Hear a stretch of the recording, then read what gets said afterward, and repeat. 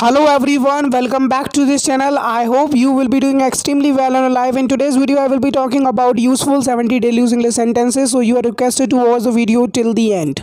बोतल को पानी से भर दो, so its English will be fill the bottle with water. Fill the bottle with water. Maybe you are going on a picnic, so that is why you are carrying water bottle with you. उसकी आंखों में आंसू भरे हुए थे. Her eyes were filled with tears. Her eyes were filled with tears. By using her you are talking about a girl. क्या आप इस फॉर्म को भर सकते हैं? If you are a literate person, definitely you can fill that form. You are talking about to be filled. Can you fill this form? Can you fill this form? मैं दर्द से भरा हुआ हूँ. So most of the time you say this sentence in Hindi, so its English will be I am filled with sorrow. I am filled with sorrow. क्या मैं इस सेब को खा सकता हूँ? So there is an apple and you are very hungry at the moment, so you are asking for somebody's permission. May I eat this apple? May I eat this apple?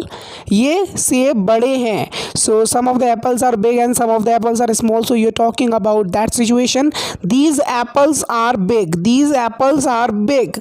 सारे सेब लाल हैं. So it's a good thing. All apples are red. It should be all apples are red. So the next sentence is उसके पास किराए भरने के भी पैसे नहीं थे. So he was in that bad condition.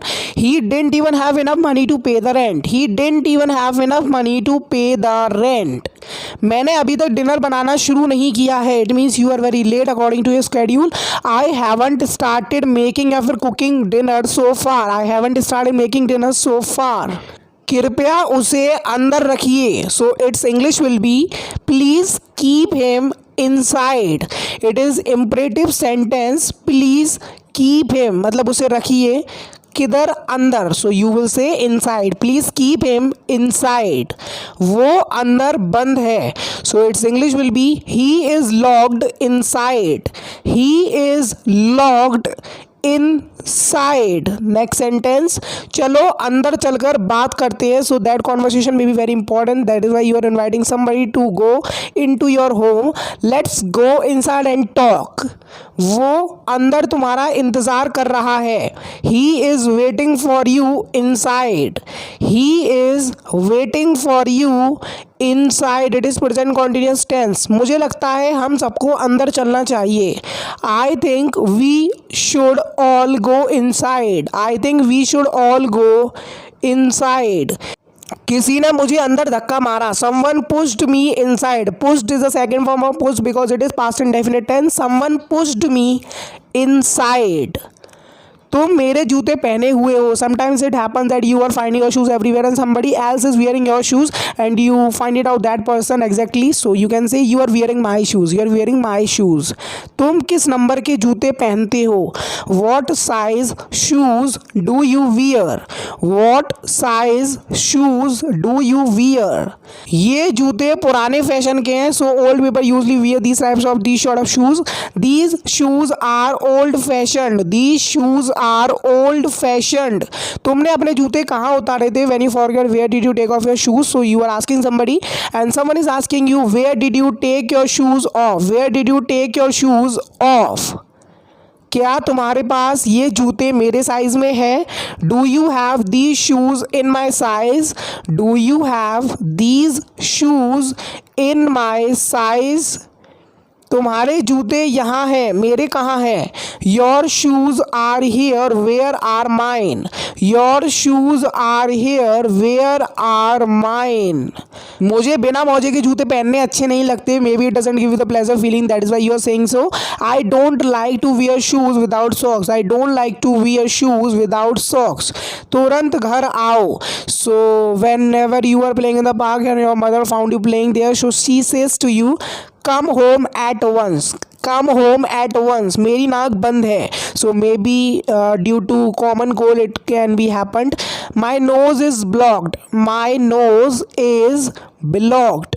मैं अपनी नाक कैसे खोल सकता हूँ? So you can take it out the hot water steam in order to unblock your nose. How can I unblock my nose? How can I unblock my nose? So here comes our question of the day.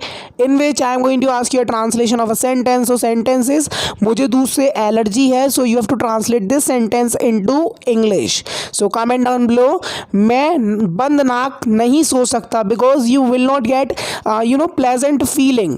I can't sleep with a blocked nose. I can't sleep with a blocked knows.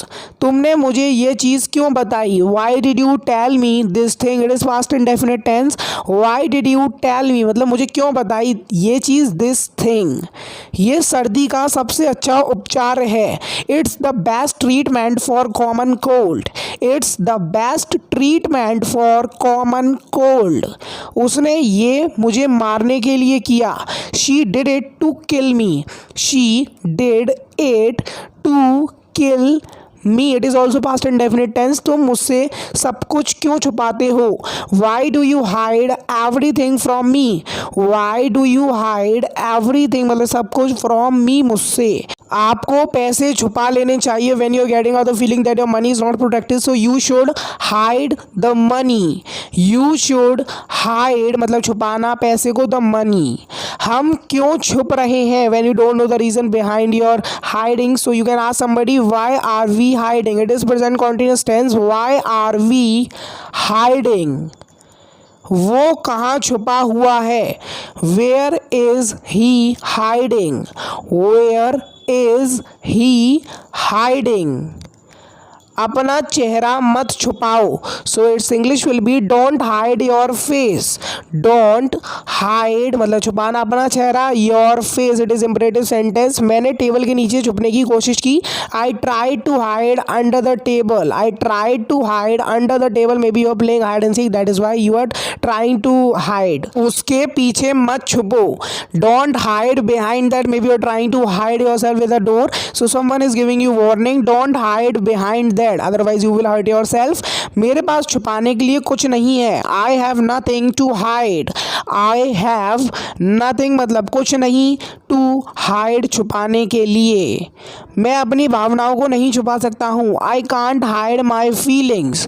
I can't hide my feelings. Can't is a contraction of can and not. चलो hide and seek खेलते हैं. So it's a game in which you are supposed to hide and someone is supposed to find it out. Let's play hide and seek. Let's play hide and seek. तुम वापस कब जाओगे. When will you go back. It is future indefinite tense. When मतलब कब जाओगे तुम. Will you वापस go back. मुझे उसका नंबर दो. Give me her contact number.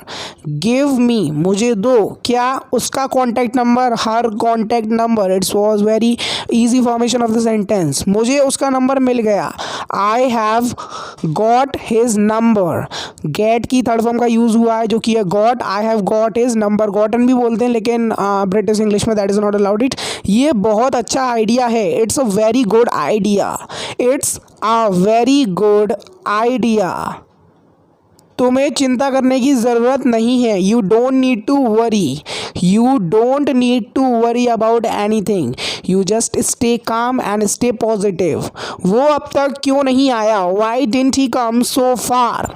Y didn't he come so far. When you have called somebody and he is not there at the time you have called him. So you can say क्या तुमने उसे कहीं देखा. Did you see him somewhere. अगर आपको बोलना हो क्या तुमने उसे कहीं देखा है तो आप बोलेंगे have you seen him somewhere. ठीक है. दो मैंने आपको बता दिए. पहले मुझे अपना नाम बताओ. First tell me your name. When you want to make friendship with somebody so someone will ask your name first. First tell me your name. क्या तुम मेरे घर आ सकते हो. Can you come to my house. Can you come मतलब आना. कहाँ. टू माई हाउस मेरे घर. उसे अब बताने की ज़रूरत नहीं है.